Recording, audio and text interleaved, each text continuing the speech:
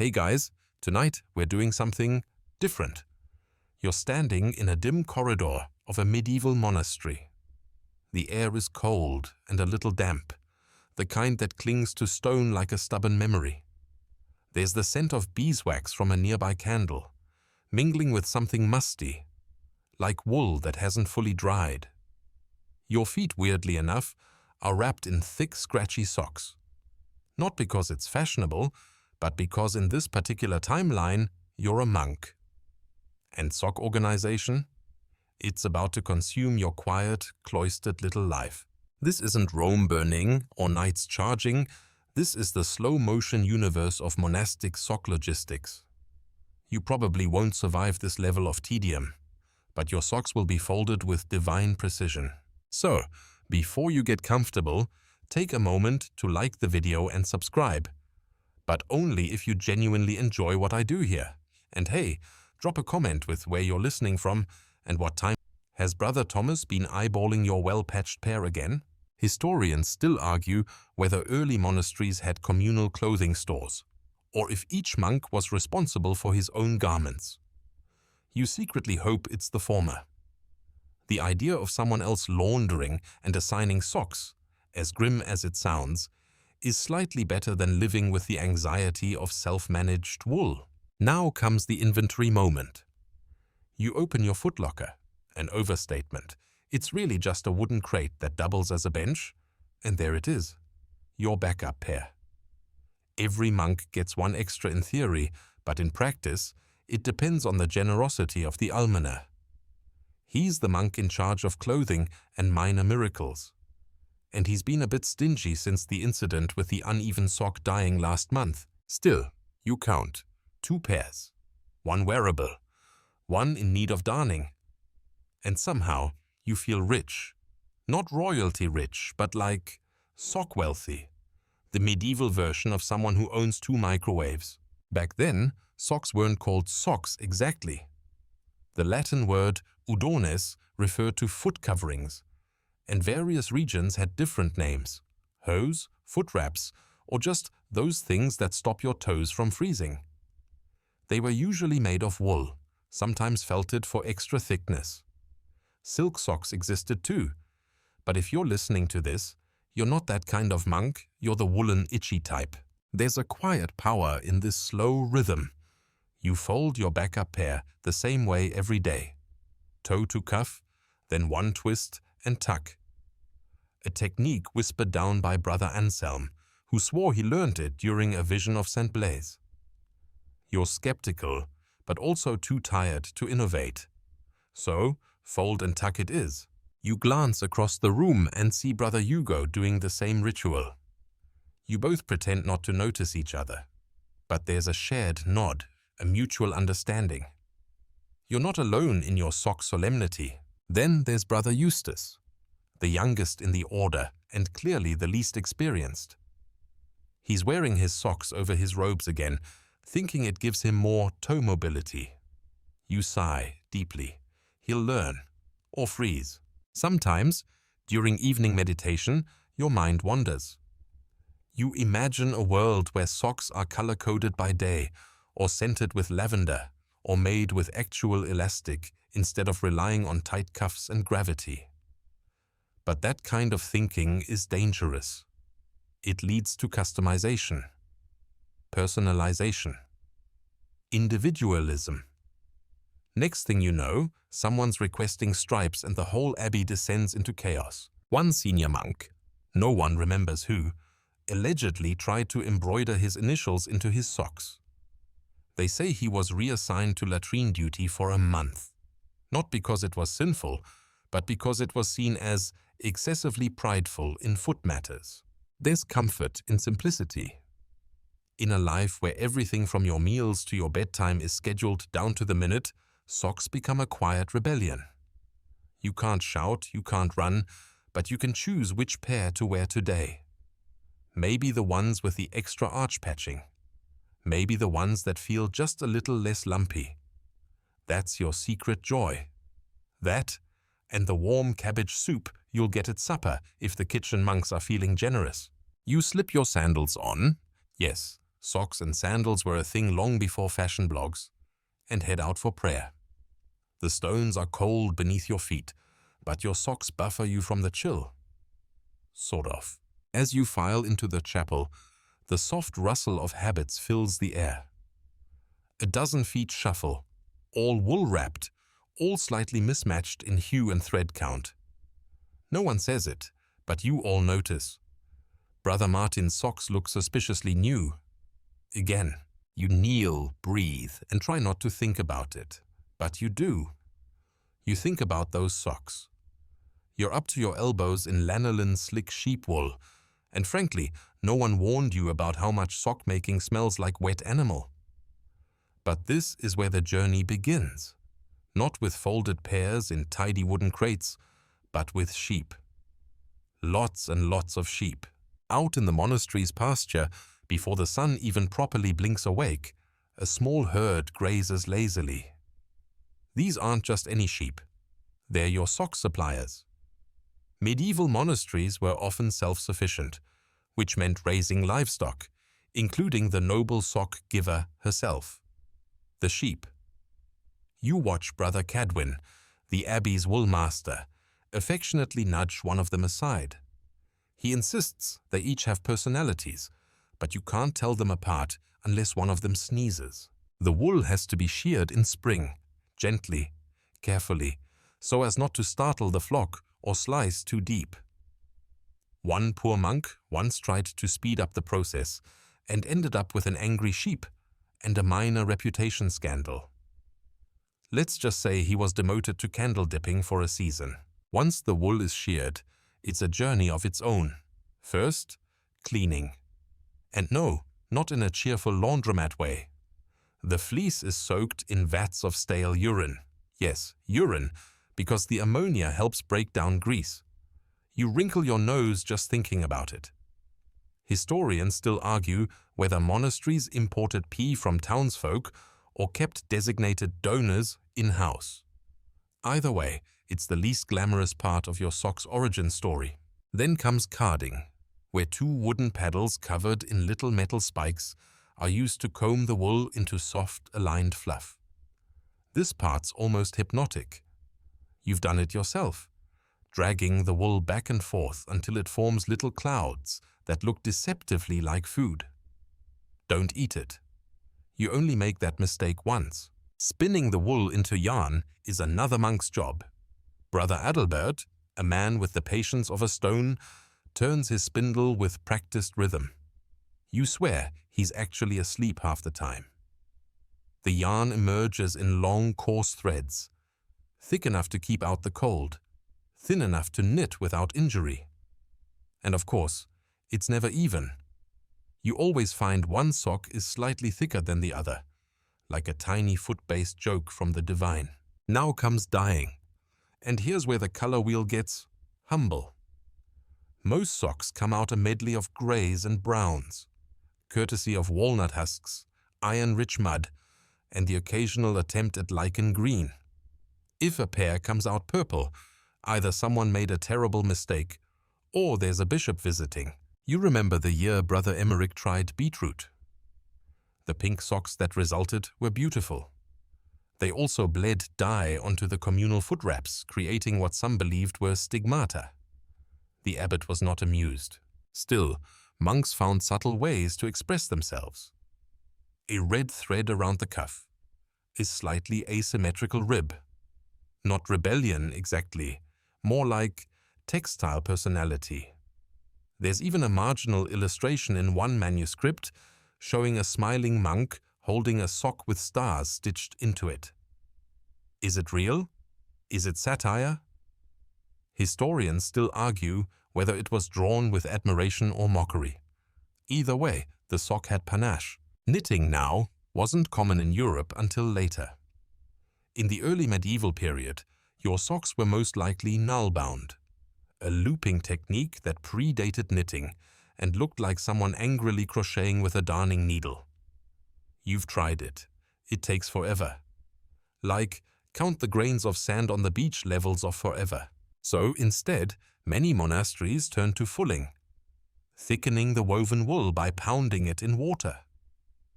sometimes with feet. You've watched monks stomp wool like they're making wine. The results are warm and durable and smell faintly of river mud and regret. And then comes the drying.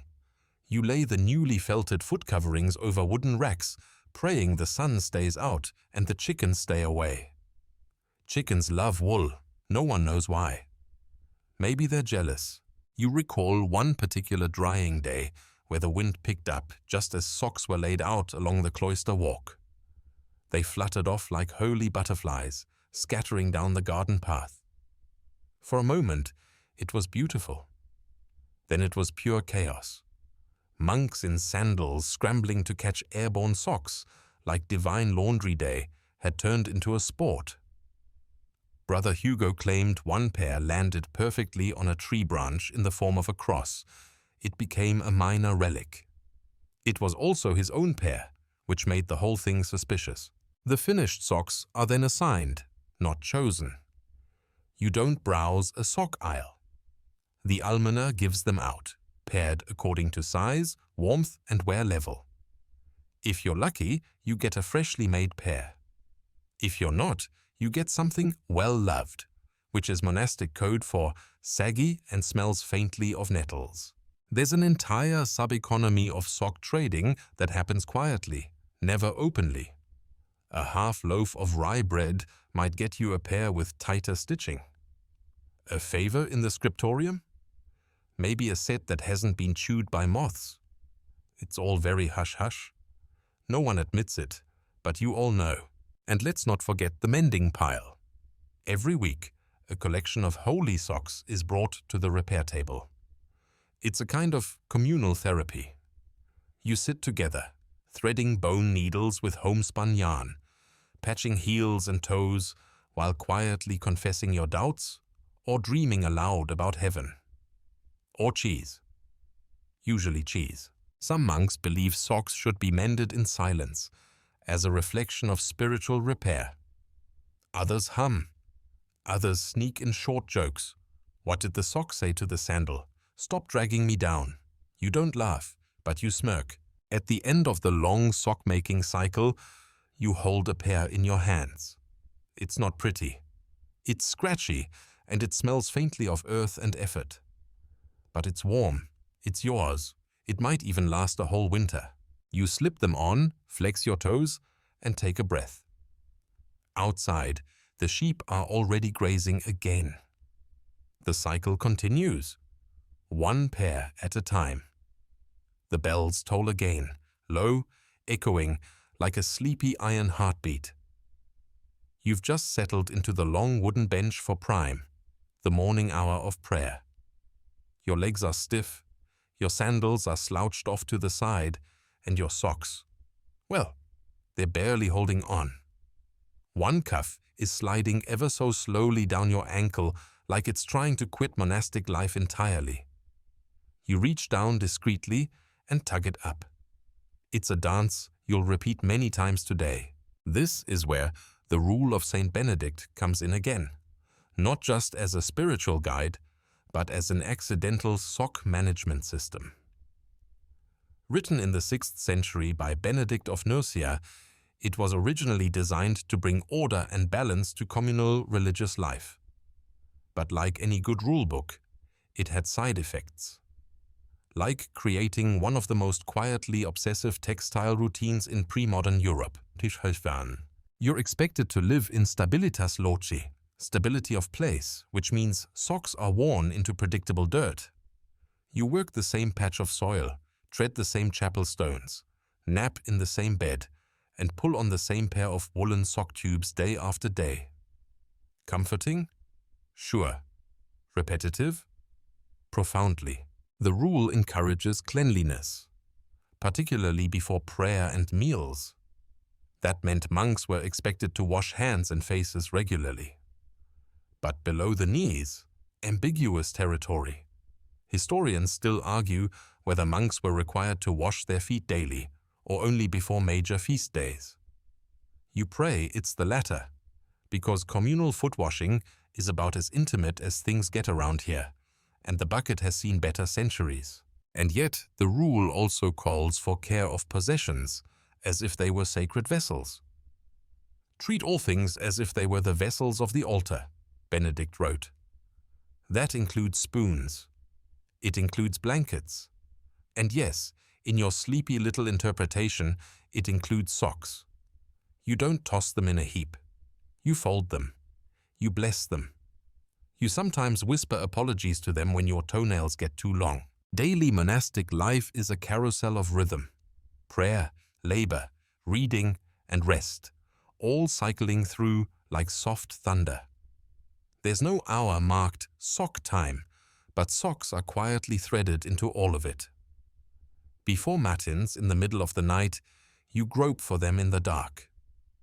Before terce at mid-morning, you smooth out their lumps so your sandals don't rub. Before complin, your final prayer, you hang them just so by the brazier, hoping for dryness, but bracing for mild disappointment. You wonder sometimes if Saint Benedict himself wore socks, or if he preferred the breezy freedom of bare feet under his habit. There's a 9th century manuscript illustration showing a monk with sandal straps over woolen foot wraps. It's not Benedict, but it's something. You cling to it like a historian clutching fan fiction. Some monks probably did go barefoot inside, but then again, frostbite is a terrible way to demonstrate holiness. Here's where it gets more fascinating than it has any right to be. Monastic communities actually timed clothing changes. The rule specifies that monks should be given a change of clothing appropriate to the seasons. That included tunics, cowls and undergarments, and likely socks. In some abbeys, there was even a quarterly distribution day. Imagine it. The sock equivalent of Christmas 4 times a year. On those days, monks lined up in the refectory, clutching old garments, hoping for upgrades. Not everyone got the good stuff. But if you were lucky, or if you had a favorable standing with the cellarer, the monk in charge of provisions, you might score a pair of freshly spun, tightly woven socks. The kind that held their shape and didn't slowly strangle your calves by evening. You recall the distribution from last autumn. The chill had set in early, and you'd been assigned a pair of last cycle socks, meaning they'd already lived through someone else's winter. The heel was threadbare, and the cuff had a strange smell no amount of holy water could mask. You accepted them with a bowed head. But later, in the privacy of your cell, you gently restitched the heel with extra yarn you'd saved. Not prideful, just prepared. In the scriptorium, where monks copy manuscripts by hand, socks are both essential and invisible. The cold stone floors leach warmth from your soles as you sit for hours, hunched over vellum. A good pair of socks makes the difference between holy endurance and quiet despair. Brother Martin once stuffed scraps of wool into his sandals for extra insulation. It worked, until the scraps fell out during Vespers and caused a minor trip hazard. No one was hurt, but the abbot declared it unseemly softness. Martin was assigned outdoor duties for a week in November. Still, small comforts sneak through. A warm pair of socks is an internal feast. A patch that actually aligns with the hole it's meant to cover? Pure joy. You once caught a monk smiling during Lectio Divina, and when you asked what scripture had moved him, he confessed, "It wasn't the verse, it was the evenness of my cuff seam." The rule doesn't specify how many pairs you're allowed, but you've heard of abbeys where monks received 2 full sets, one to wear, one to wash. It's practically indulgent. Your own order is stricter. You get 1.5 sets, meaning if a sock dies midweek, you're either barefoot or borrowing. And borrowing is tricky. Socks mold to their owners. Put on someone else's pair, and you feel like you're walking in a stranger's skin. Or worse, their scent. And yet, you manage, day by day, prayer by prayer.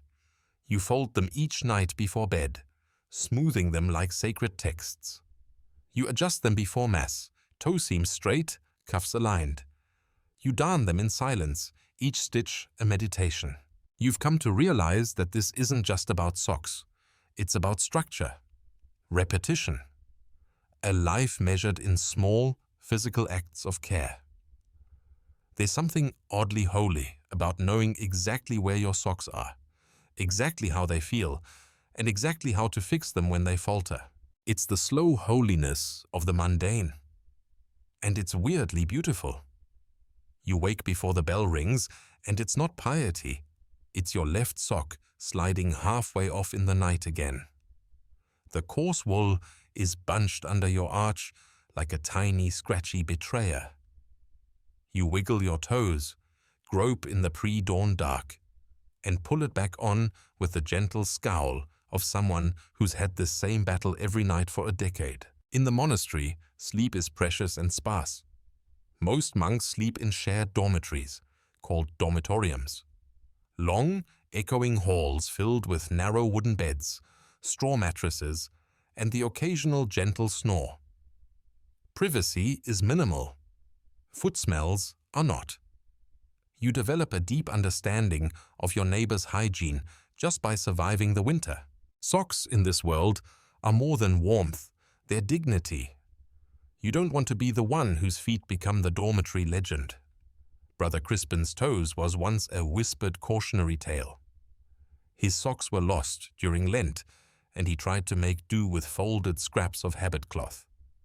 Let's just say the results were audible. Each monk has a tiny storage niche beside their bed, barely large enough for a spare tunic, a simple belt, and if you're lucky, a pair of extra socks. But organization isn't a matter of chaos versus order here. It's virtue versus temptation. Keeping your socks neat is part of keeping your soul tidy. There's even an unofficial ritual. Fold them into a flat roll, toes tucked inside the cuff. Place them in the far corner of your niche, facing east. No, it's not required. But you do it. Everyone does. And when it comes time for the wash, it's a solemn day. Laundry in the medieval monastery isn't done daily, not even weekly. It's seasonal, maybe monthly if you're lucky, or unlucky, depending on your tolerance for cold water and finger cramps. The process begins at dawn, when the laundry group, usually junior monks or novices, gathers linens, underclothes, and yes, the sock pile. A heaping, woolly avalanche of sweat, prayer, and sheep memories. You help carry the pile to the stream, where it's scrubbed on flat rocks with lye soap made from ash and fat. The smell is character building. Your hands go numb within minutes, but the socks don't complain. They just float there, limp and soggy, like exhausted fish. There's debate among historians about exactly how frequently monks washed their socks. Some sources imply regular laundering. Others suggest a more grin-and-bear-it approach to odor. It probably varied by order, climate, and how loudly Brother Gareth protested about the foot stench during Vespers. Once washed, socks are hung on hedges, low branches, and laundry lines strung between chapel columns. The courtyard briefly resembles a field of drooping woolen mushrooms. You once tried to dry yours over a candle. Once. They caught fire with alarming enthusiasm. You were fine. The sock wasn't. Back in your dormitory, you reorganize your space. Your socks, now clean and stiff with soap residue, are laid out like small flags of victory. You feel strangely proud. This is your empire, tiny, itchy, sacred. Of course, socks in a medieval monastery aren't just for warmth or hygiene. They're also status symbols in disguise, not in the gilded velvet sense of a noble's wardrobe, but in the quiet hierarchies of textile quality.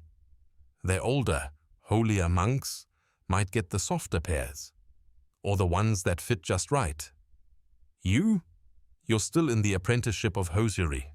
Your pair has a left foot that might have once been a mitten, and yet there's camaraderie in the shared suffering. During silent meals, You catch the eye of Brother Thomas as he discreetly rubs his heel under the table.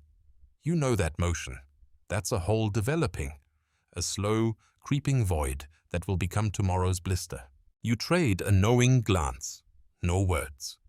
Just a mutual understanding that tonight, someone's darning needle will be working overtime. In some monasteries, there's an official sock ledger, an inventory of garments kept by the cellarer or infirmarian. The cellarer is the logistics monk, the one who knows who got what, when, and how long it should last. If you're particularly unlucky, your socks get noted with something like pair number 17, reinforced twice, suspected owner of chronic foot sweats. It's not slander, it's stewardship.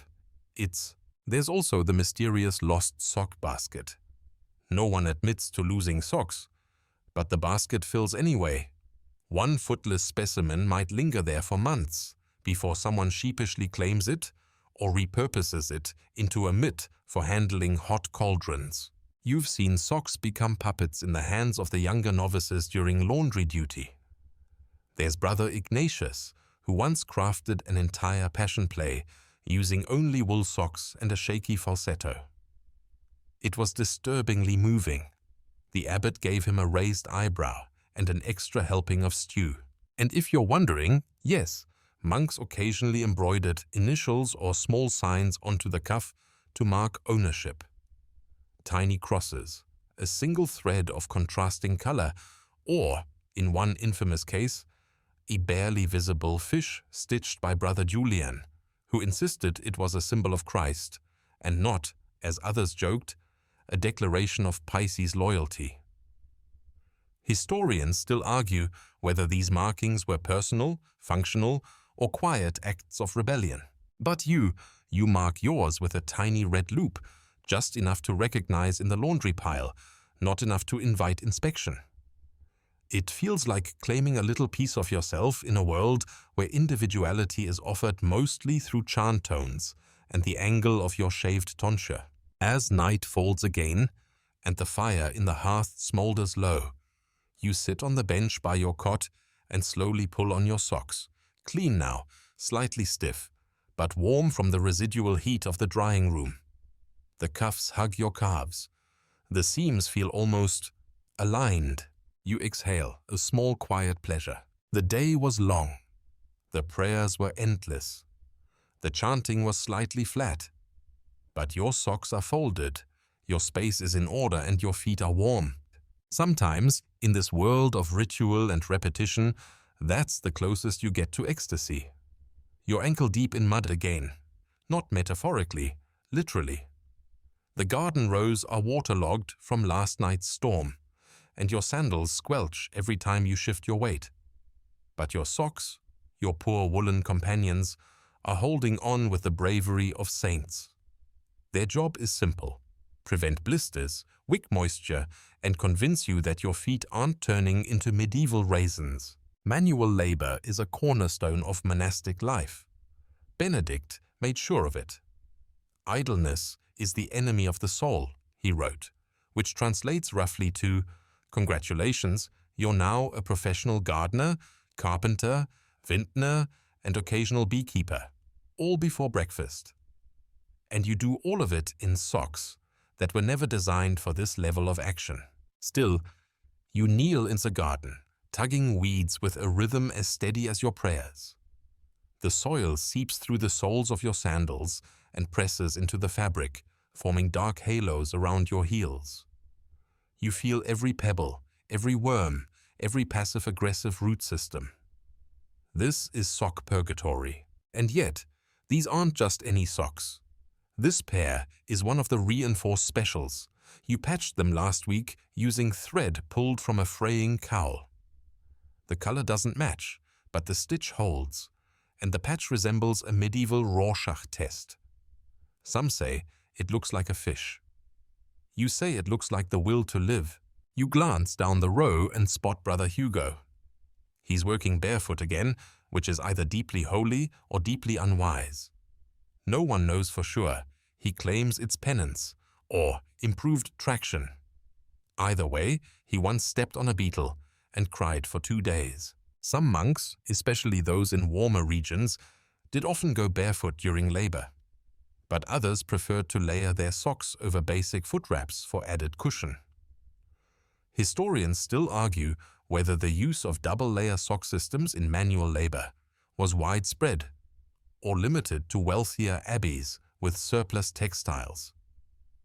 You think about asking the abbot, but you don't want to end up in a 3-hour lecture about linen tax records again. You finish your row and stand, your knees creaking like badly tuned lutes. The socks, soaked but still intact, cling to your feet like loyal sidekicks. You squish your way back to the cloister walk, leaving a trail of blessed footprints behind. Your sandals are officially mulch. You remove them with one hand and sling them over your shoulder. The socks? They stay.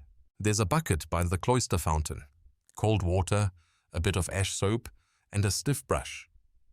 You sit on the stone ledge, remove your socks carefully, and begin the ritual. Scrub, rinse, wring, repeat. The water turns cloudy in seconds. You resist the urge to offer a formal apology to the fountain. You lay the socks out to dry on the sun-warmed stones and glance around. Others are doing the same. Brother Simeon wrings his out with methodical care, always the same twist, same fold. Sister Lucida, from the affiliated nunnery just over the hill, is rumored to dye the toes of hers with crushed berries so she can spot them in a communal pile. Subtle. Genius. Possibly sinful. Some orders, especially the Cistercians, were known for their strict austerity, which extended to clothing. Their socks were coarse, undyed, and made of heavy wool, spun on site. Others, like the Cluniacs, who had a little more money and a lot more flair, wore softer garments and may have had access to finer weaves. A Cluniac sock was the medieval equivalent of a luxury bathrobe, still modest, but with a whisper of smug comfort. Back inside, the laundry monk, Brother Oswin, is inspecting the drying rack. He's got the nose of a truffle pig and the patience of a saint. If your socks are more damp than dry by evening prayers, he'll simply nod and drape them over the hearth with a silent judgment so palpable it could curdle milk. You admire him, honestly. He once reattached a toe section using a stitch so fine you'd swear it was magic. He started training the younger novices in what he calls the blessed loop method, which apparently reduces pilling and increases divine snugness. You're tempted to ask him for tips, but he's mid-mumble about someone using a non-monastic yarn blend, and you don't want to become an accomplice. You return to your cell with your socks tucked under your arm, still slightly damp, but grateful for the warmth. You smooth them out on the bed like sacred relics. They're a little stained, a little uneven, but still yours.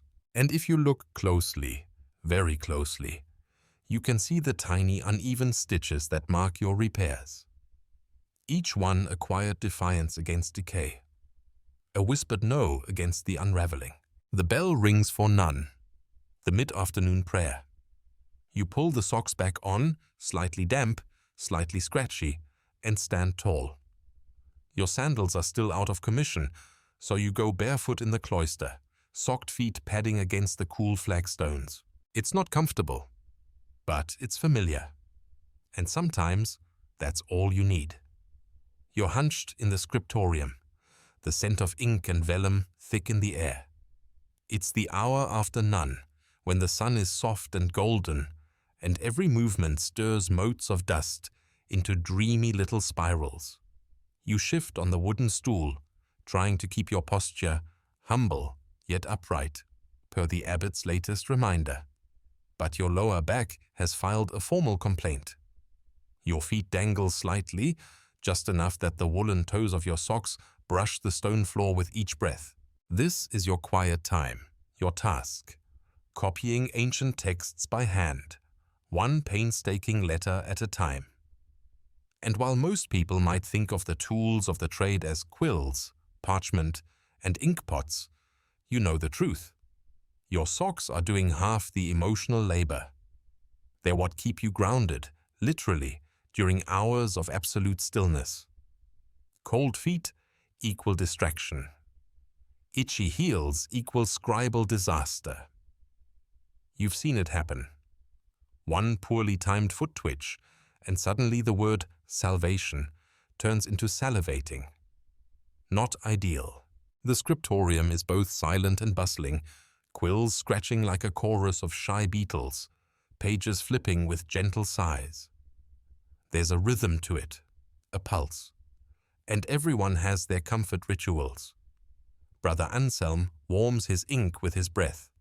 Sister Hilda licks her fingers before every page turn, which is probably not best practice with parchment made from calfskin. You adjust your socks. You adjust. Every hour or so, you discreetly reach down, smooth the ankle creases, and pinch the cuff just enough to keep it from collapsing like a sulking hat. It's not vanity, it's survival. Some monks are issued soft leather foot wraps to wear over their socks during long seated tasks, particularly in colder regions where the floors suck the warmth straight out of your soul. Others improvise, wrapping scraps of old habits around their feet or sneaking pebbles into the cuffs to weigh them down.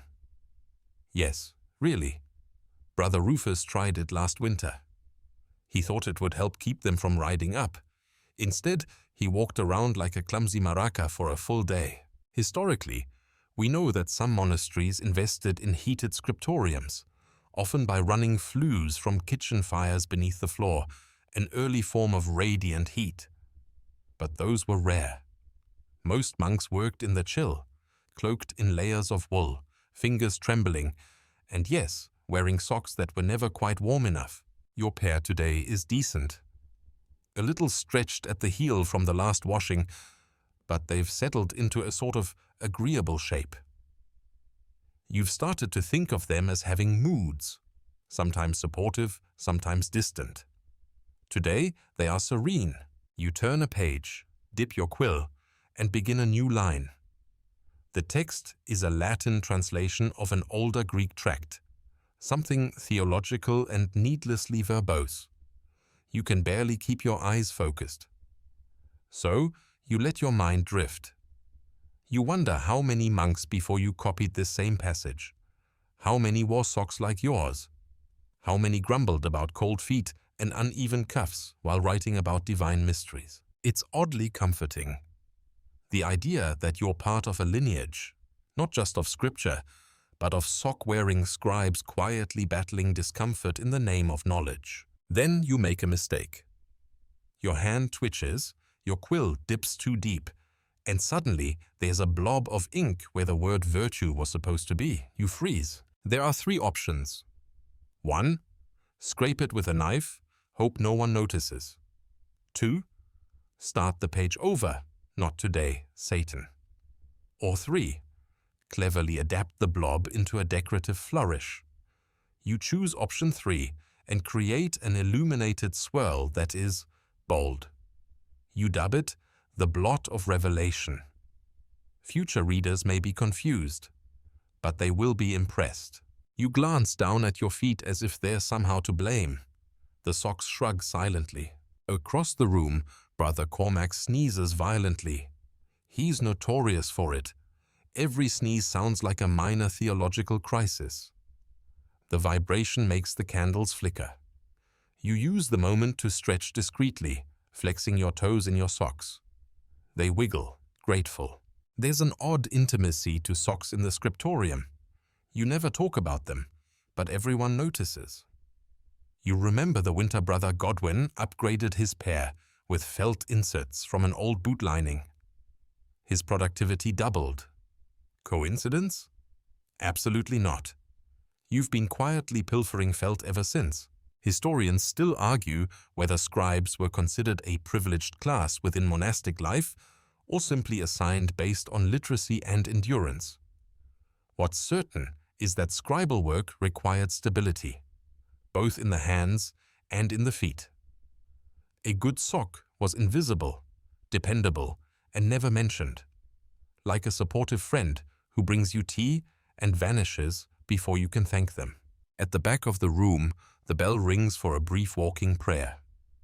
You stand, stretch your aching limbs, and step into the cloister corridor. The cool air brushes your cheeks.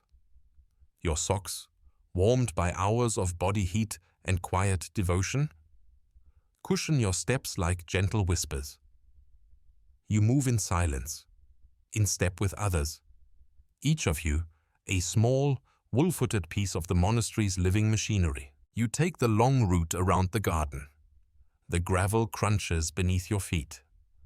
A small stone works its way into your left sandal. You pause, adjust, and there it is. A tiny tear at the toe seam.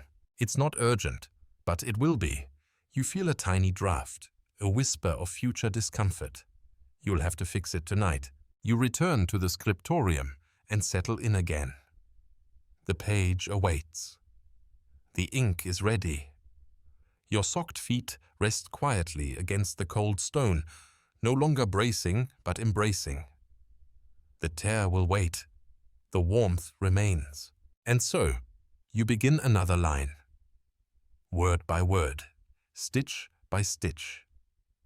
You're back in the cloister courtyard, pacing in slow loops beneath the stone arches, your socked feet gently padding over the worn flagstones. The rain has stopped, but the sky still holds the memory of it. Grey, moody, and full of dramatic sighs. The air smells like wet herbs and damp wool, which coincidentally also describes you at this very moment. Today is your silent reflection day. No talking, no humming, not even a sneeze, unless it's whispered. These days are meant for contemplation and humility, but you're mostly just thinking about your feet. Specifically, the seam that's unraveling near your left pinky toe. It's not painful, not yet, but you can feel the slow rebellion brewing. Back in your cell, you kneel by your cot and pull out the communal mending kit. A small basket with tangled threads, a single sturdy needle, and a wooden mushroom-shaped darning tool. It's oddly revered, like it holds sacred power. Which, let's be honest, it kind of does. You slide your sock off with monk-like reverence, turn it inside out, and examine the damage. The hole is small, just a little fray at the edge, but it's a sign. Wool fatigue, spiritual erosion, or just a very pointy toenail. Either way, you thread the needle. Darning isn't just practical, it's meditative. Over under, gently pulling the thread until it bridges the gap like a tiny woolen suspension bridge. You fall into a rhythm, your fingers dancing without thought. This is your ritual, your devotion in miniature. Some monks consider sock repair beneath their spiritual station, but others embrace it as an act of care, both for the body and for the items that serve it. There are even whispered stories of monks who became famous for their repairs. One was known for weaving tiny scriptural verses into the soles. Blessed are the meek, right beneath the arch. Scholars debate whether these stories are apocryphal or just signs of extreme boredom. Historians still argue whether such embellishments were tolerated or quietly unpicked during inspections. You finish your mend and run your finger over the patch. Not perfect, but solid. You say a tiny prayer, more out of habit than hope. May this hold through vigils. You slip the sock back on and immediately feel the difference.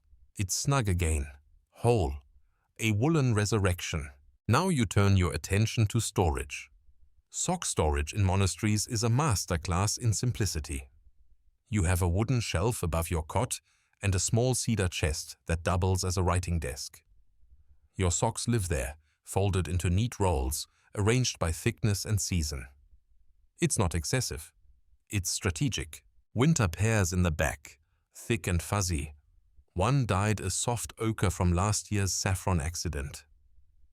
Summer pears up front, light and breathable, one mysteriously missing its twin since Pentecost.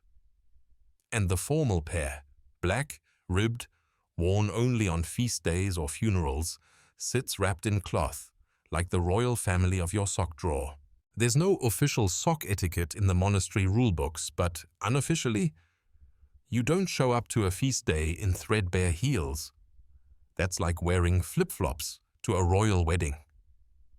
One time, Brother Paschal forgot and wore mismatched socks, one grey, one nearly pink. The abbot didn't say a word, but the silence was louder than thunder. You recall when Brother Milo tried to implement a labeling system, tiny parchment tags tied with thread to each sock's cuff. It worked for about 3 days until the ink bled and everyone's socks were mysteriously named Gertrude. The idea was retired quietly. You, however, keep things simple. You fold, always the same way. Lay the sock flat, fold heel to toe, then roll. It's monk origami. There's a comfort in repetition. You think back to one winter, years ago, when a traveling monk from the East brought with him a strange invention, a woven sock with separate compartments for each toe, like little fabric fingers for the foot. You all stared at it like it had descended from heaven, or possibly from the devil. He called them toe socks. You called them deeply upsetting. They never caught on. You pause your organizing to sniff one of your summer pears. Clean, slightly herbal, like thyme and whatever Brother Narcissus spilled in the laundry vat this week, still wearable. The monastery receives occasional donations, blankets, candles, even spare socks from noble families hoping to bribe the abbot into extra prayers. These are sorted in the cloister storeroom, guarded by Sister Imelda, who takes her job very seriously. You once tried to sneak in early to find a better-fitting pair, and were met with the steely gaze of someone who could boil water with her eyeballs. You backed out and apologized to the doorframe. Sister Imelda organizes everything using what she calls the Trinity method. 3 piles: pure, ready to wear; penitent, requires mending; and purgatory, unmatched. The unmatched pile is a sock orphanage, full of lonely souls hoping for reunion. You drop by sometimes, just to check. Still no sign of your Pentecost twin. You suspect it eloped with Brother Cedric's scarf. As you continue sorting, you pause on one very old pair. The heel is more patched than sock, the toe is fraying, and the color is closer to fog than any known dye. You should toss it, but you don't. It's your oldest pair, the one you wore on your novice pilgrimage. They were there for your first cold winter, your first blister, your first time falling asleep during Compline. They don't get worn anymore, but they stay, tucked at the back, like a relic. You finish organizing just as the bell tolls for Vespers. You stand, stretch your arms, and feel the soft hug of your newly mended sock as it grips your calf. There's a quiet sense of victory, the small kind, the kind you build your life on when your world is cloistered and your feet are cold. You step out into the stone corridor, your footsteps muffled by wool and devotion, and join the slow stream of robed figures heading toward the chapel. Everyone moves quietly, as if floating. And you, with your mended left sock and your meticulously rolled drawer, float along with them. Another day, another step, another stitch in the endless tapestry of monastic life. You're awake in the dark, again. The bells for vigils haven't rung yet, but your body is a traitor to sleep. Maybe it's the breeze under your cot. Maybe it's the haunting suspicion that you forgot to tuck your socks properly under your blanket edge. You reach out with your foot. Nothing. Cold. Then fabric. Salvation. You pull the socks toward you like a half-conscious squirrel reclaiming its acorns. There they are, your nighttime pair. The humble, blessed, slightly threadbare woolen socks you saved just for this. Not for day wear. Not for gardening. These are your bedtime socks. And they matter, because monasteries at night are cold. And we're not talking chilly breeze cold. We're talking stone walls that hold the memory of December, floors that have never heard of insulation, and windows designed less for warmth and more for dramatic lighting during angelic visions. Your toes curl at the memory of last winter, when your breath turned visible in your own cell, and Brother Aldwin attempted to warm his feet over a candle and set his hem on fire. You remember, because you smelled it before you saw it. You tug on your socks and instantly feel the difference.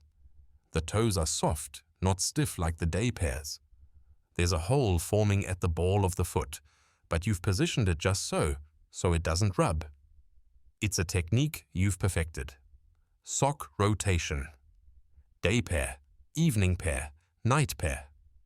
Left sock becomes right every other week. If the abbot knew how much mental energy you spend on sock scheduling, he'd probably assign extra prayers. But this is the sort of thinking that keeps your feet from freezing off. You rise quietly.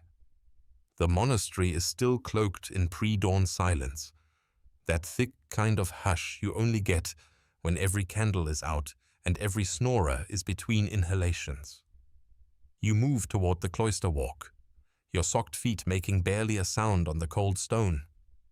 There's something sacred about it. This liminal hour, this wool-wrapped wandering. You're not the only one up.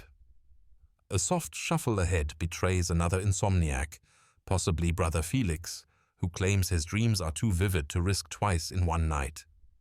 You once overheard him muttering about fish that spoke in riddles and a sock that kept trying to crawl away. Dream logic. The walkways are slick with dew and your socks absorb every drop. A chill sets in, slow and polite. You pause by the warming hearth near the kitchen, long since embers now. You stretch your toes out toward the lingering heat, feeling the contrast. Damp at the heel, warm at the toe.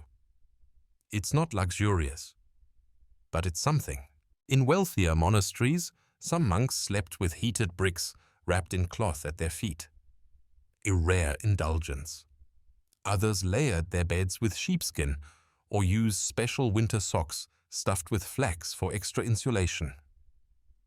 Yours are just wool, stubborn wool, woven from local sheep, dyed with walnut husks, and mended more times than you can count. But they've lasted longer than two cellmates and one theological fad about only walking in sandals made from bark. You sit and think about that, about how something as small as socks becomes a kind of measure for time. You remember which pair you wore the day the bishop visited, which pair you were wearing when Sister Isobel laughed so hard at a joke she spilled ink all over a priceless psalter. Which pair saw you through the week of Lent when the cook accidentally salted the soup with ash. And yet, despite the wear and the centuries of laundry, no complete medieval sock has ever been found with a laundry schedule sewn into it. Historians still argue whether monks had formalized schedules for sock washing, or if it was more of a clean it when the mold speaks to you kind of affair. You like to imagine there was a system, just secret, like the sock codex, hidden somewhere in a hollow book with a wax seal and a note. Wash thy socks, lest thy soles fall to ruin. You rise again and continue your stroll. The moon casts soft shadows across the cloister walk, and you catch sight of the laundry lines in the distance, bare now, but still swaying slightly in the breeze. Tomorrow they'll be full again. A ballet of dangling tunics, underrobes, and yes, socks. Always socks. Some monks pin theirs with carved wooden clips, marked with symbols to tell them apart. A circle, a cross, a fish. Others just tie the pairs together and hope for the best. Once, you found your socks switched with Brother Ewan's. His were coarser, tighter. You spent the whole morning tripping over your own feet during matins and swore revenge. But it turned out he hadn't even noticed, classic Ewan. You glance down now and realize you've worn the bedtime pair too far. They're damp through. You're halfway to freezing, but the bells are about to ring. Vigil's calls. You hurry back to your cell, strip them off, and hang them gently over your cot post. They'll dry by tomorrow. Or not. Either way, it's time. You grab your day pair, the ones you folded carefully just before sleep, and slide them on. They feel stiff, colder, less forgiving. But they're dry, functional, like morning itself. You whisper a brief farewell to the bedtime socks. Until tonight, woolen guardians. You join the others in the chapel, feet pointed toward heaven, socks hidden under layers of modest robes. No one notices. No one ever really does. But they're there. Silent, padded foundations beneath your every prayer, every chant, every bow and rise. And as the incense curls and the candles flicker, your feet stay warm. The day has begun again, but today has a twist. It's laundry day. You sigh the way only a monk with 7 pairs of slightly damp socks and 2 crusty undertunics can sigh. Laundry day in the monastery isn't just a chore. It's a ceremony of damp cloth, freezing fingers, and a general questioning of life choices.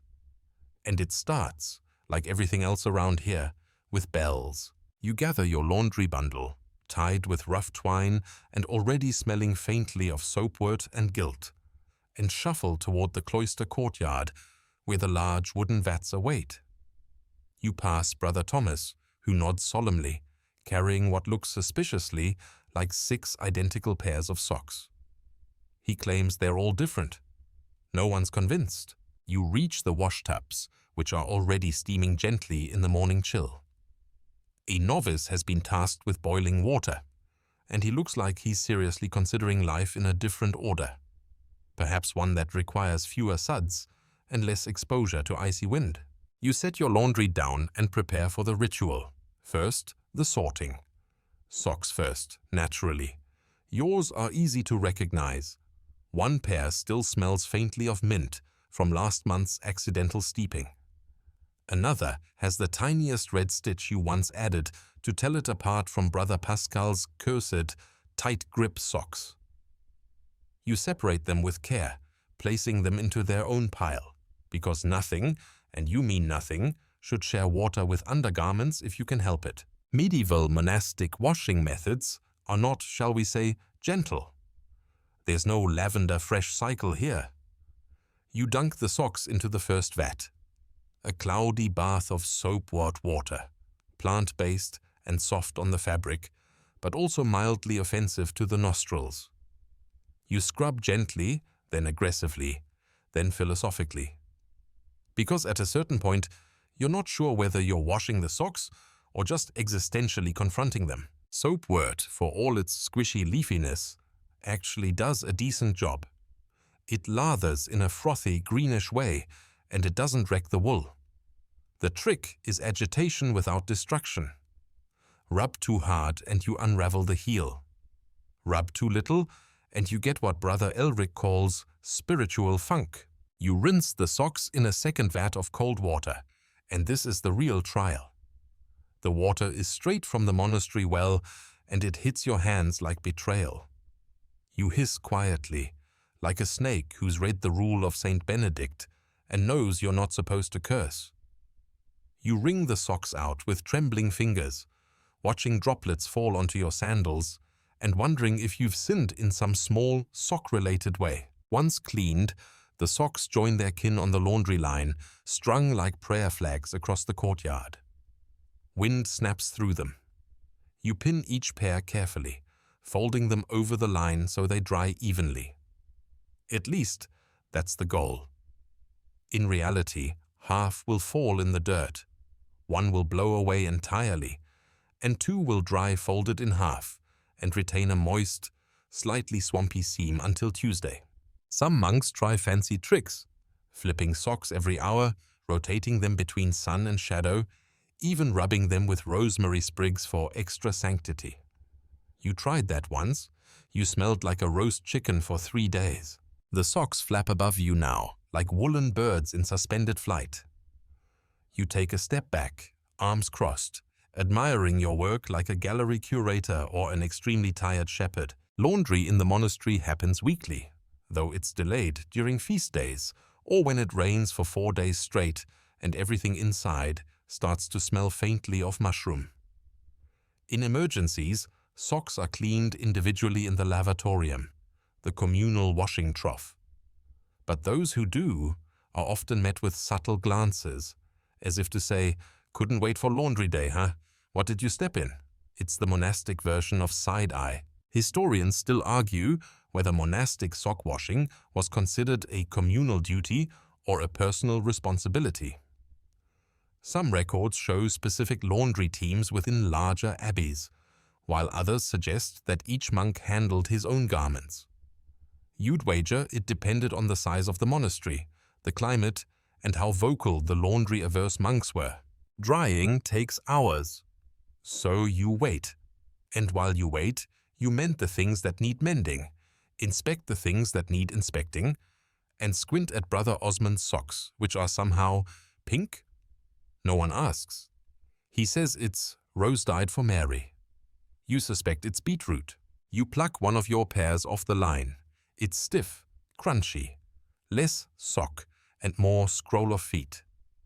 You bend it back into shape slowly, massaging the fibers until they remember how to behave. Another pair is nearly dry but still damp at the toe. That'll go under your cot for overnight finishing. One pair is just gone. You look around. Breeze, gremlins, divine punishment? You accept its loss with solemn grace, mostly. Now comes the folding, an art unto itself. You sit cross-legged in the courtyard, socks in your lap, folding with precision. Toe to heel, heel to cuff, roll. Like woolen sushi. One by one they stack, small warm bundles of clean comfort. You feel oddly victorious. You carry your bundle back to your cell, cradled like a sleepy cat. The air smells fresher now, the kind of clean that makes you sleepy in the best way. You set the socks in their drawer, lined in simple linen, arranged by frequency of use. Not too fussy, but not careless either. You collapse onto your cot and let out a long sigh, arms flopped outward like a snow angel of exhaustion. Your fingers are raw, your back aches from hunching, and you've lost exactly one sock to the mysteries of laundry day. But your drawer is full, your feet will be warm, and for now, that's enough. Above you, the rafters creak. The wind hums a soft tune. Your socks are clean, you're clean. And for the next 7 days, give or take a muddy stroll to the herb garden. Your woolen companions will carry you from Louds to Compline and all the sleepy hours in between. The rain arrives midweek, and when it comes, it doesn't ask permission. You're standing in the cloister garden, trying to remember whether you're supposed to be picking mint or marjoram for Brother Ambrose's mystery stew, when the sky breaks open like a long-suffering monk finally snapping. A fat, heavy drop lands square on your nose. Then another. Then it's as if someone dumped a baptismal font over the entire monastery. You break into a sort of slow, resigned jog, just fast enough to avoid drowning. Not so fast you draw attention from Brother Conrad, who insists anything more hurried than a dignified amble invites temptation. By the time you reach the covered walkway, you're soaked. Your robes cling, your sandals squelch, and your socks? Oh no. You look down at them, heart sinking. That was your dry Wednesday pair, carefully aired out since Monday, paired with their clean counterpart in a snug little roll. Now they're 2 soggy sponges clinging to your ankles like remorse. You swear one of them sighs. The monastery's stone floor gleams with puddles. Rain lashes the windows. Somewhere, someone drops a bucket with a sound of pure despair. Rain changes everything. And for a medieval monk, rain means one thing, an unplanned sock crisis. You retreat to your cell, peel the socks from your feet with a sound not unlike tearing parchment. and hang them on a little hook by the hearth that hasn't been lit in 2 days. You pat them dry with a corner of your blanket, which now smells like damp wool and questionable decisions. In a pinch like this, you reach for the emergency pair. Every monk has one. The tucked away, maybe a little holy, slightly off-color pair, reserved for days when nothing else is dry. Yours are hidden behind a copy of the Lives of the Desert Fathers, which you keep precisely because no one ever wants to borrow it. You pull them out. They're stiff. They have a weird patch on the toe that you sewed using red thread during an ambitious but ill-fated attempt at festive mending. Still, they're dry, and in the current sock economy, that's priceless. The rainy season can last days or even weeks, depending on the monastery's location. Yours sits in a gentle valley where weather tends to linger like a particularly long sermon. And in this stone-walled echo chamber, rain creeps in through everything. Drains, cracks, the soul. You shuffle to the chapel. It's warmer there, usually. The candles flicker as you enter, casting long shadows across the rows of wooden stalls. The scent of incense battles bravely against wet feet and damp wool. You find your place, sliding into the rhythm of Vespers, trying not to squish audibly. You glance down. Brother Stephen is barefoot again. He says it's penitential. You say he just hates laundry. Either way, his feet look like prunes.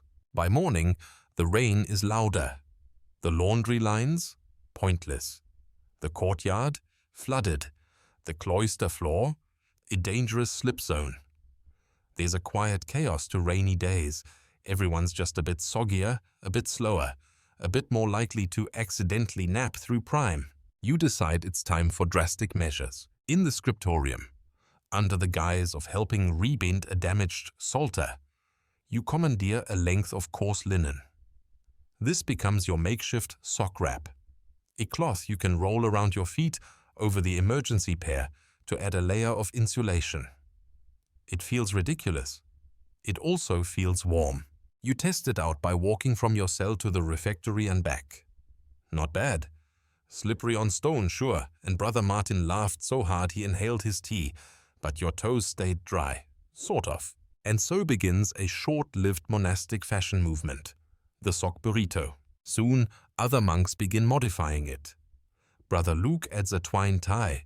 Brother Yuan, yes, him again, claims his version is a proto-shoe and tries to patent it by carving his initials into the linen.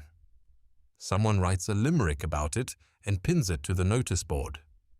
It mysteriously disappears after the abbot reads it. The abbot, by the way, wears sandals, rain or shine. It's rumored he owns exactly one pair of socks, hand-spun by a noble aunt, and so precious he only wears them on Christmas Eve. You've never seen them. They might be mythical. You start drying socks above your candle stub, turning them gently every hour. There's a fine line between toasty and scorched. Last year, Brother Giles reduced a sock to ash. He called it offering it to heaven. You're more cautious. Historians still argue whether monks used designated drying rooms in rainy seasons or simply relied on stone hearths and good luck.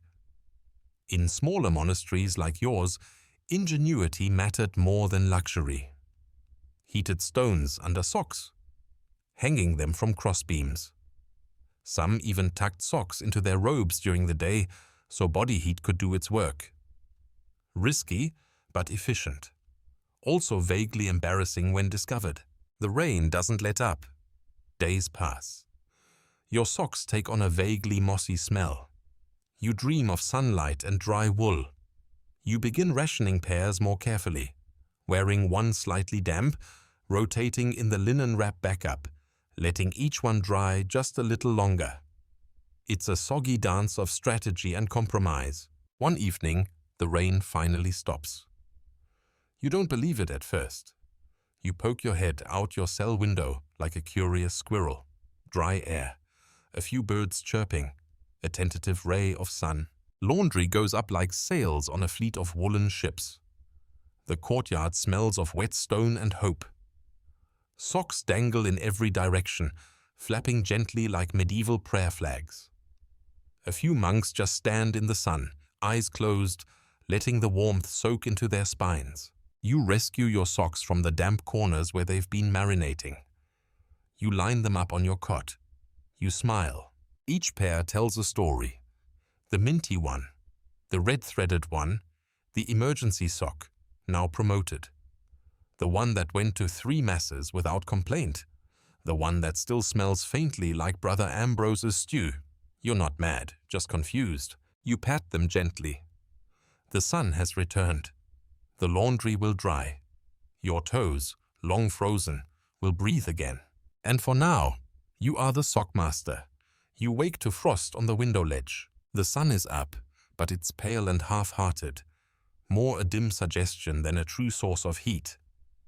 You pull the scratchy blanket tighter, stretch out one foot, and immediately retract it. It's that kind of morning. Your breath curls in the air. Winter has arrived. This is when socks matter most. In the summer, they're optional comfort. In the fall, a mild convenience. But in winter, socks are your defense, your armor, your last line of defense between you and the cold-hearted stone of medieval floorboards. You sit up slowly, swing your legs over the edge of your cot, and reach for the thickest pair you own. They're brown, slightly misshapen, and roughly the texture of a hedge pig. But they're warm, or at least they were warm last winter. You pull them on and immediately feel 17% more alive. The rest of you will catch up eventually. The monastery in winter is a special kind of chilly chaos. Fires are lit earlier. Meals are warmer, but more desperate, often involving turnips in suspicious forms. And the laundry schedule? Abandoned entirely. You can't wash what won't dry, so socks must last. You have to plan your week like a general preparing for siege.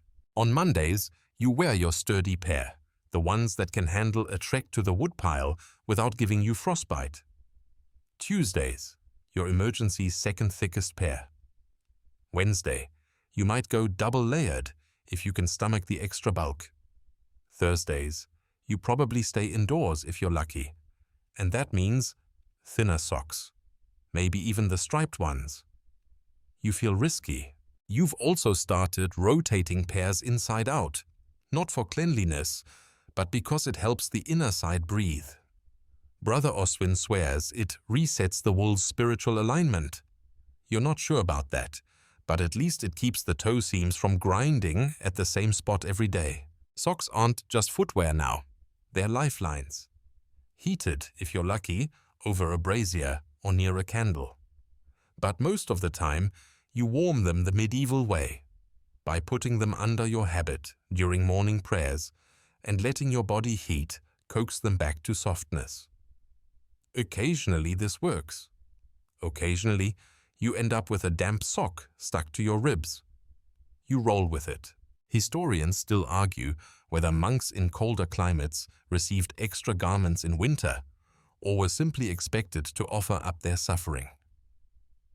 The rule of Saint Benedict suggests moderation in all things, but it's vague on how cold your toes can get before you're allowed a second pair. In your cell, you've begun a quiet tradition, the laying out.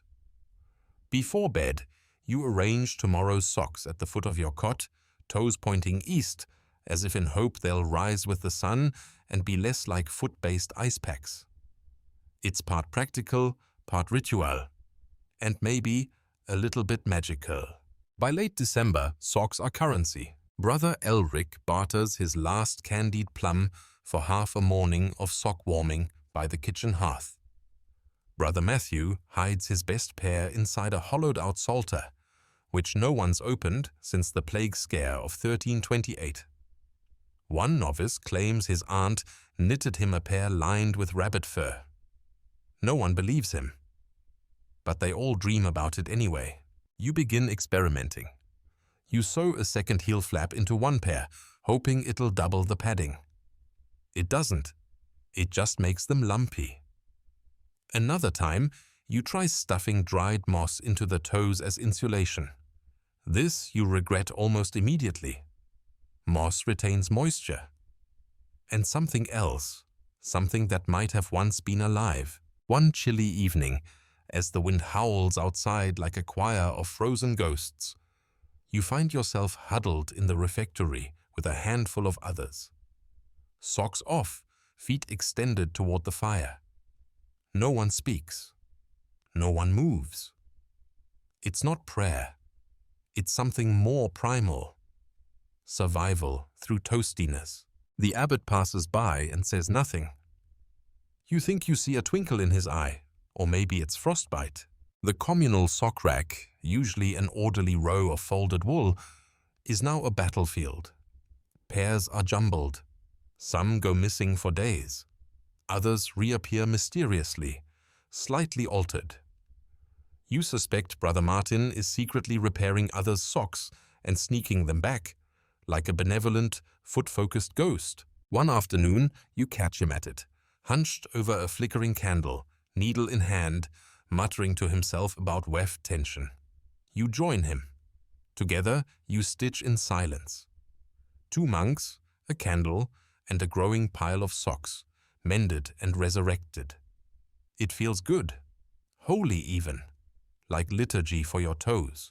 You begin labeling your best pairs, not with ink, of course, but with tiny, barely there knots in the cuff. A loop for Monday, a twist for Thursday. It's a secret code, one only your feet understand. In your quieter moments, you start wondering, did socks make it into the divine plan? You think about the saints. Did St. Anthony wear socks in the desert? Did St. Clare mend hers by moonlight? Did St. Jerome ever yell at someone for stealing his left foot covering? Unlikely, but maybe. A fringe theory among monastic scholars suggests that some abbeys received shipments of wool socks from nearby villages as offerings, just as others might offer wine, honey, or candles. One parchment even refers to a sack of pilgrims' socks offered in gratitude. Pilgrims, in gratitude. For socks. You understand them. In winter, the world shrinks. You stay inside more. You walk less. You read more, pray longer, listen harder. And yet, in these quieter days, you feel the warmth of community, of routine, of small comforts, like a pair of dry socks, carefully folded, tucked under your habit, ready to face the next cold morning. You slip into bed, tucking the extra pair under your pillow, just in case. The wind hisses outside. The candle gutters. The socks you wore today are drying gently near your cot, exhaling their last breath of foot-shaped steam. And in that moment, cold toes, quiet night, sacred wool, you feel it. Socks are not just garments. They are hope in cotton form. A knock on your door jolts you from your quiet contemplation of sock rotation logistics. It's Brother Cadwell, looking a little sheepish and holding a misshapen lump wrapped in linen. "I heard," he says, not quite meeting your eyes, "that you know a thing or two about sock storage." You blink, then nod slowly. "Come in," you say, as if ushering a royal diplomat into your private court of wool. The truth is, ever since the great winter dampening, that 2-week stretch when nearly every sock in the monastery smelled like a bog, you've taken it upon yourself to rethink the whole sock storage paradigm. You've tried cubby holes. You've tried hanging them on dowels. You even tested the bundle and stack method until Brother Theobald mistook the pile for an offering to St. Crispin and attempted to sanctify it with blessed oil. That took weeks to clean. Now, you store your socks in a handcrafted wooden box. Actually, it used to be a box for communion wafers. But frankly, your socks are just as sacred. Each pair rolled in a gentle spiral, toe-tucked, label thread facing out. It is your masterpiece, your Sistine Chapel of storage. You unwrap Cadwell's bundle. 5 pairs, in varying states of chaos. One has a twig inexplicably knotted into the cuff. Another appears to be damp with something you do not want to identify. "Well," you say diplomatically, "we can work with this." And so begins your quiet revolution, the monastic sock storage reformation. Word spreads fast. By the next day, you have a queue. Brother Lucius arrives with his entire collection bundled in a flour sack. Brother Benedict brings a half-rotten basket containing what he describes as experimental toe garments. You're not sure what that means, but you quarantine them immediately. Your cell becomes a center of sock logistics. You establish a 3-category system: daily wear, high feast formal, and emergency reserves. Each gets its own shelf space. A small scroll tacked to the wall explains your system in neat, calligraphic Latin. Brother Bernard copies it and distributes unauthorized pamphlets. You're flattered, mostly. Socks that are too far gone are ceremoniously repurposed. Some become polishing cloths for the chapel's candle holders. Others are cut into strips and used to bind scrolls or, your favorite, fashioned into sock puppets for the novice class. You name one of them sock rates and insist he be treated with philosophical respect. Historians still argue whether monastic sock organization was a formalized practice or merely left to the whims of individual monks. But here, now, it's become a source of communal pride. A few of the brothers begin sewing matching stitches into the cuffs, simple motifs, crosses, doves, the occasional fish. It's like medieval branding, but fuzzier. Of course, not everyone's on board. Brother Ignatius declares your system an indulgence of the flesh and insists true humility is walking barefoot. Then he gets a splinter the size of a quill and quietly asks for a pair of those spare emergency ones, if you don't mind. You don't gloat much. The abbot visits one afternoon. You freeze mid-fold. He scans the wall of categorized socks, raises an eyebrow and says, "Efficient." Then he selects a striped pair, nods, and walks out. You hear later he wore them to a bishop's dinner. This is the closest thing to endorsement you'll ever get. You feel immortal. By now, the monastery has entered a new phase: organized coziness. Brother Milo builds a shelf just for sock display, complete with hand-carved labels. Brother Elias composes a chant to sing while folding, something about the holy twinness of the woven soul. It's hauntingly beautiful. You create a simple chart for younger monks to track sock usage and rotation. It's color-coded. There's a brief but enthusiastic period of sock journals. Entries like, "Wore my Sunday pair on Thursday, felt strange, confessed." Some scholars later refer to this era as the woolen renaissance. But there are growing pains. A few disputes erupt over mistaken sock swaps. Brother Felix claims someone took his pilgrimage pair, worn during his journey to Canterbury. A trial is held. The socks are examined under candlelight. It turns out they were just someone else's with a similar hole pattern. The real ones had a mustard stain from that regrettable inn dinner. The case is dismissed. You remain the reluctant leader of this quiet movement. Each day, more socks pass through your hands. Some fragrant, some horrifying. You clean, mend, label, and file them with care. You know them better than their owners do. There's Brother Peregrine's left foot drag, Brother Rupert's oddly sharp heels, Brother Adelard's absurdly high instep, which stretches socks into elegant, useless balloons. You develop an instinct. You hold a sock and know exactly which monk it belongs to. You're not sure how. It's a gift, or a curse, or both. One evening, you find a note slipped under your door. "Dear Brother Sockmaster, I have worn the same pair for 6 days. Please help me, a friend." You do not laugh. You prepare a care package, 2 pairs, pre-warmed, with a cinnamon sachet, and leave it outside the novice dormitory. You never learn who sent the note. But you see one novice the next morning, looking unusually radiant, his feet bouncing lightly as if wrapped in divine clouds. Historians rarely mentioned the importance of small comforts, of warm toes during matins, of dry soles on cold flagstone. But you know, this is where true peace begins, not with great acts, not with sermons or miracles, but with a perfectly folded pair of socks, nestled quietly on a shelf, waiting to serve. The bell tolls for compline, the final prayer of the day, and your feet are freshly socked. You shuffle into the chapel, your steps quiet against the worn stone floor. The air is still, heavy with candle wax, and the whisper of rustling habits. But beneath your robes, you feel it, the warm snugness of your best pair, lovingly rolled and unwound, the elastic still clinging to the dream of order.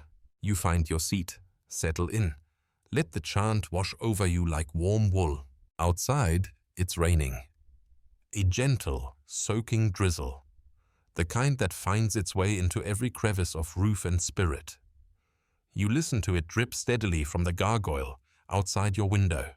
Plink, plink, plink. A sleepy rhythm. You imagine him scowling even harder as he gets soggy. Tonight's prayer ends with a murmur of voices and the scrape of benches. You rise, slowly, not because you're tired, but because, well, your socks are. They've molded to your feet, almost reluctant to move. You take that as a compliment. Back in your cell, you begin the ritual you've added to your nightly routine. You call it the sock farewell. One by one you remove them, gently, reverently. You smooth the cuffs, stretch the heels. You look for wear, for any sign of holes or thins. And then, the folding, the spiral tuck, the silent whisper of wool settling into its place like monks into pews. There's satisfaction in it, a kind of sacred domesticity. If the rule of Saint Benedict says, "Let all be done in moderation," then surely sock care counts as moderation made manifest. Still, historians disagree. Some argue that monks in your century weren't as meticulous, that such intimate rituals are a projection of modern sensibilities onto the medieval past. But then again, those historians never wore wet socks through Vespers. You pause to glance at your ever-growing sock shelf. It's beautiful, in a quiet way. Neat rows, subtle hues, brown, cream, charcoal, the occasional wildly optimistic indigo. Each one tells a story. Each one a small monument to routine, to service, to survival with style. You're not the only one developing sock-based rituals either. Brother Hugo now writes small notes and tucks them into his Sunday pair. Mini confessions maybe, or to-do lists. Brother Alcuin has embroidered initials into all his heels, AA, and insists it helps reduce confusion in the laundry trough. He says this with such seriousness that no one dares question the logic. And then there's Brother Oswin, who insists his socks rotate in a lunar cycle. Waxing, waning, washing, he says cryptically, sipping lukewarm broth. You don't know what that means. You just nod. On Thursdays, you've begun hosting Sock Hour. It's unofficial, of course. But after chores and before compline, a few of the more organized brethren gather in your cell with their folding baskets. There's tea, if someone's managed to smuggle herbs from the garden. There are stories, murmured jokes, the occasional confession about a misplaced pair. Tonight, Brother Crispin brings his newest acquisition, a pair with leather-reinforced soles. "Gift from my cousin in Bruges," he whispers. The room gasps audibly. Brother Aethelred responds by dramatically revealing a pair with tassels. Tassels. No one can speak. The silence is holy. You share a story of your own. The time you once wore mismatched socks on Pentecost and no one noticed, except the Abbey cat who spent the entire service attacking your left ankle. He's still banned from chapel. The laughter is soft but warm. Socks, you've realized, are more than cloth. They are connection. A shared language beneath the sandals. A secret network of care, color, and chaos. You've also noticed something else. Ever since the sock system took hold, arguments have decreased. There's less muttering in the corridors, more silent nods. People are, well, cozier. You wonder if this is what the abbot had hoped for all along. Not obedience, Not discipline, but a quiet kind of peace. The peace that only comes when your feet are dry and your storage bins are labeled. But not everything is perfect. Brother Thomas reports a rash of vanishing socks, pairs disappearing overnight, then reappearing in odd places. Folded into hymnals, tucked inside unused candle molds, once even sewn into the lining of a novice's hood. Theories swirl, gremlins, pilfering pilgrims. One monk suggests the socks are simply ascending. Assumption of the hosiery, he calls it. You suspect something simpler, chaos, fatigue, the occasional sleep-folding accident. But the most likely culprit? Brother Eustace, who recently claimed that socks speak to him in dreams. He's been caught more than once trying to liberate pairs from the donation basket. You have a quiet chat with him. He promises to only take socks that volunteer. You leave it at that. Still, the mystery persists and adds a touch of excitement to monastery life. You find yourself checking your drawer with slight trepidation each morning. Will today be a full pair day, or will you be testing your spiritual fortitude with one black and one oddly orange foot? Either way, you carry on, because deep down, you know this sock saga isn't really about the socks. It's about routine, about comfort in the quiet, about finding control in a world where plagues, storms, and theological debates constantly rearrange your sense of certainty. Your socks are your constant, each stitch, a reminder that someone, perhaps even you, took the time to create something warm and good. You exhale, blow out the candle, and slide into bed, sockless but grateful. You wake to frost on the inside of your window. The morning light filters through it like sugar-dusted glass, turning your cell into a softly glowing shoebox. The fire has long gone out. Your breath floats in clouds above your blanket, and your toes, now bare, curl instinctively, reaching for the remembered warmth of wool. It is unmistakably a sock day. You rise slowly. Let your feet kiss the cold floor, just long enough to remind you why civilization invented footwear in the first place. You hobble to your shelf, still half asleep, and instinctively reach for your favorite pair, the one with the embroidered cuff and faint smell of cedar. You slide them on, like greeting old friends. Out in the cloister, snow has settled overnight. Not much, just enough to dust the flagstones and mute the world. The monastery feels smaller when it snows, like it's holding its breath. Sounds disappear. Footsteps are muffled. Even Brother Conrad doesn't complain about the porridge. You've begun to notice other monks copying your storage methods. The spiral fold is spreading, the color sorting. Even the toe tuck, a maneuver that once earned you open ridicule from Brother Philip, who now uses it and pretends he invented it. The great sock revolution, it seems, has no leaders, only converts. But even revolutions reach their limits. One morning, you arrive in the laundry chamber to find a note tacked above the basin. No more sock embroidery. The thread budget is exceeded by order of the abbot. You sigh. Progress, as always, is throttled by budgets. Still, a few rebellious stitches continue to appear. A subtle stripe. A single gold thread. Some monks begin hiding their custom pairs, wearing plainer ones over them during inspection. It becomes something of a fashion cold war. You're fine with it. You've seen what happens when socks become a religion. Better to keep things humble. Speaking of religion, the novice master approaches you with a curious request. We're revising the rule interpretations, he says. The abbot wants a paragraph on sock decorum. You nearly choke on your honeyed oats. Sock decorum. Proper handling, storage, distribution. Unwatch, effect, cushion, that sort of thing. You nod slowly. The absurdity barely registers anymore. You've spent weeks organizing wool by occasion, season, and foot shape. This is just the next logical step in your extremely illogical journey. You draft the paragraph. It reads, "Let each brother care for his footcloths as he would for his soul, gently, attentively, without excess or neglect." Let them be stored cleanly, folded in the custom known to bring order, and exchanged in peace without envy.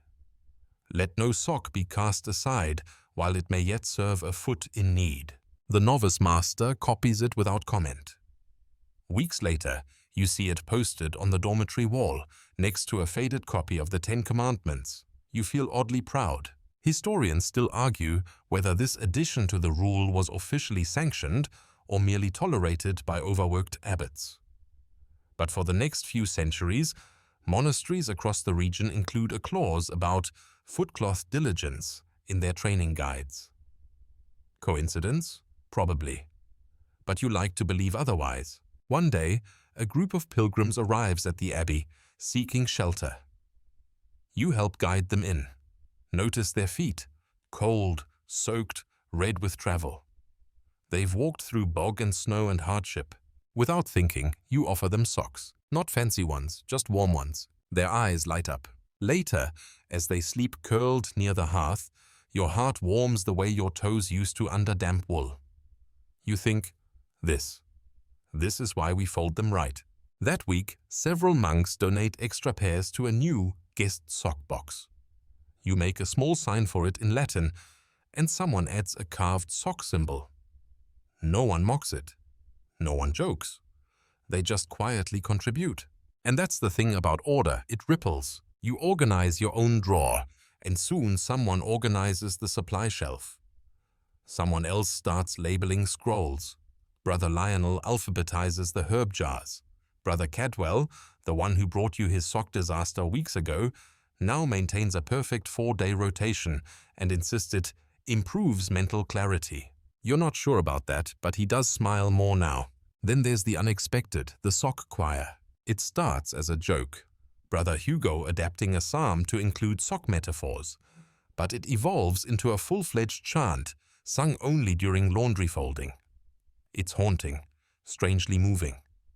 Even the abbot hums along once. The verses are simple. Blessed are the heels that walk in faith. Blessed are the toes kept warm in grace. You imagine future historians arguing bitterly over whether the chant was metaphorical or literal. You hope it confuses them deeply. You take a moment that night to open your drawer. You run your hand over the soft coils. Every pair in its place. Every fold a memory.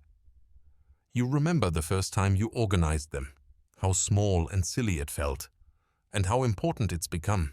You think about all the brothers you've helped, the pairs you've rescued, the souls you've stitched, and the peace that now hums through the monastery. Quiet, consistent, rhythmic, like folded socks on a shelf, like snow falling outside a warm cell window. Your fingers pause on one pair, older, worn thin, but dear. The first pair you ever repaired. You keep them for sentimental reasons, like relics. Maybe someday someone will enshrine them. You close the drawer, slowly. It's been a good day. You wake in the dark long before Lord's. No bell, no birdsong. Just that crisp, velvet stillness before dawn stretches its pale fingers through the lattice window. And you lie there, blinking into the ceiling, feeling the soft rustle of your blankets, the familiar pressure of wool-wrapped feet beneath. Yes, you wore your socks to bed. It was cold. And also, they were your finest pair. The holy day pair. You're allowed to feel fancy sometimes. Outside, frost traces holy patterns across the glass. You imagine them as divine etchings, messages from above written in the ephemeral language of condensation and cold. You swing your legs over the side of the cot, touch down on stone, and don't flinch. The socks are doing their job. You shuffle to your drawer, partly out of habit, partly just to look. It's still there. Your shrine of serenity, your archive of arches and ankles. You open it slowly, as one might open a reliquary, and then it hits you. This may be the final form. No more charts to refine, no shelves to redesign. The system has become a part of the monastery now, baked in like incense in the chapel walls or the squeak in Brother Alcuin's left sandal. You've made peace with it, with the smallness of it all, the glorious cosmic insignificance of sock sorting. But that's the secret, isn't it? This quiet kingdom of foot coverings has taught you more than any scroll or sermon ever could. Patience, attention, empathy, and perhaps most importantly, the joy of helping someone avoid trench foot. Historians still debate whether monastic clothing customs were driven by practicality or piety. But you've stopped caring. Somewhere between Brother Ignatius's monthly barefoot epiphanies and the tassel rebellion of '88, you found your place in the quiet swirl of cloth and purpose. You've had your moments, like the time Brother Felix tried to turn sock pairing into a competitive sport. He even made a scoreboard. It lasted 2 days before Brother Peregrine pulled a groin muscle during a particularly ambitious pairing dive. You helped bandage him up and folded his socks while he watched, humbled. Or the day someone anonymously donated a pair made of camel wool. Camel wool! The monastery had never seen such decadence. Brother Oswin cried, "You keep them wrapped in a linen pouch now, too sacred to wear. You call them the relic pair." And of course, who could forget the novitiate fashion show? It was impromptu, purely educational. Each novice presented their ideal sock presentation fold. You acted as judge, gave extra points for symmetry, scent, and spiritual resonance. The winner, young Brother Cuthbert, crafted a folding style inspired by a blooming lily. It was oddly beautiful. You made him your apprentice. Now, he handles Tuesday rotations. You trust him completely, except when he tries to mix winter socks with spring linens. He says it's an aesthetic choice. You call it treason. But the truth is you're proud. Proud of the systems you've made, the warmth you've spread. The way, little by little, the monastery changed. Not in grand ways, but in the small essential ones. Like how Brother Matthias started leaving spare socks in the library for forgetful readers. Or how someone carved a tiny sock into the corner of the scriptorium bench. Just one. Hidden under the grain. But it's there. You know it. These are your monuments, not towers, not tombs, but tiny warm things passed from foot to foot, folded and worn and folded again. Outside the bell finally tolls. Lords, time to begin again. You pull on your day pair. Simple, grey, reliable. The monks will be waiting. The laundry trough will steam. A few stray pairs will need rescue. It never ends. And that's the joy of it. A rhythm, a cycle. Like the liturgy, like the seasons, like socks. You take one last look at your shelf. Close the drawer. Turn. Step into the quiet, wool-wrapped dawn. And now your mind begins to quiet. The echoes of soft footsteps on stone fade into the hush of memory. The warmth of well-worn wool lingers just enough to lull your thoughts into gentle stillness. The flicker of candlelight gives way to the slow, soothing rhythm of breath. In. Out. A pattern you don't need to manage. Just like the sock shelf, everything has its place now. The world, once full of cold flagstones and overambitious tassels, softens into something safe, something kind. You feel the weight of linen blankets tucked just so, the whisper of a fan spinning in some distant corner. You are not a monk, not tonight. You are simply you, resting, floating, wrapped in your own quiet rituals. Let yourself drift. Let the stories blur into sleep, like threads woven into a simple fabric. Not grand, not complicated, but honest and soft. There's no sermon to memorize, no rule to recite. Just the gentle notion that somewhere, centuries ago, someone knelt on a cold floor, folded a sock with care, and found peace in that small act. So you can too. Breathe. Feel your thoughts slow. No need to fix anything. Everything's folded, tucked away. And if the world feels heavy tomorrow, if the lists pile up, the chaos creeps in, remember, you can always start by folding something. Start small, start warm. You're safe now. Rest. Sleep well, fellow traveler of cozy roads and storied socks.